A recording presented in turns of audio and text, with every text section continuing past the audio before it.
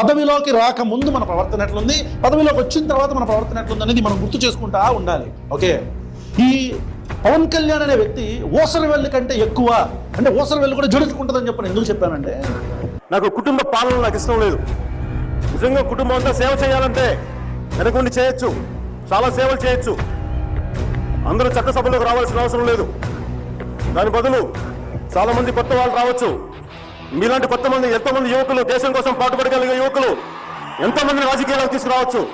Janasena party తరపున నాగబాబు తన nomination దాఖలు చేయనున్నట్లుగా తెలుస్తోంది. మరోవైపు జనసేన తరపున పార్టీ కార్యకర్తలు ఈ రోజు హాజరు కానున్నట్లుగా తెలుస్తోంది. భారీగా పాల్గొనాలని పార్టీ నేతలకు ఇప్పటికే జనసేన పిలుపునిచ్చింది. నేపథ్యంలో ఈ రోజు నాగబాబు నామినేషన్ దాఖలు చేయనున్నారు.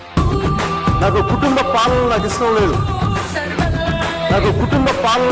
లేదు.